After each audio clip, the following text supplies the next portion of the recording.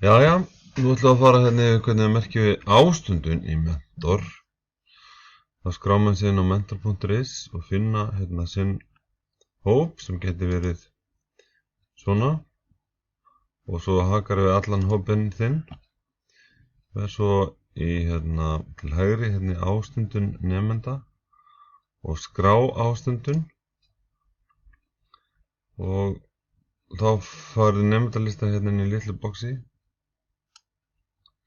Ef Anna María til dæmis hefur mætt, þá þarf bara, ef hún ekki mætt fyrir ekki, þá þarf að skýra út ástæðuna fyrir hún hafi ekki mætt. Og ef þetta er óútskýrð fjarvist, þá er bara mætt við, haka við fjarvist.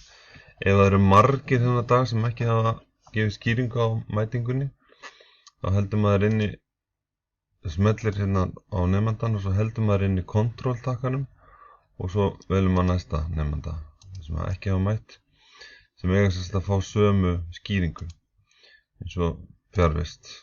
Síðan ef einhver hefur verið lasinn, þá bara merkir maður hann var veikur, eða heldur inn í kontrolltakkanum og merkir svo veikindi.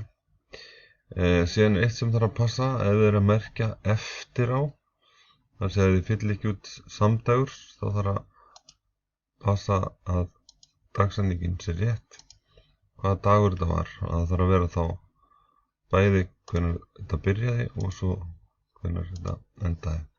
Ef þetta er langt tímabil sem nemandi til dæmis að vera á Spáni, þá má þetta vera bara svona og svo merkjum við kannski leyfi. Og þá kemur hérna, það yfir lengri tíma. Annars þarf bara að muna eftir að ýta staðfesta hérna niðri og þá er búið að vista þessa aðgerð.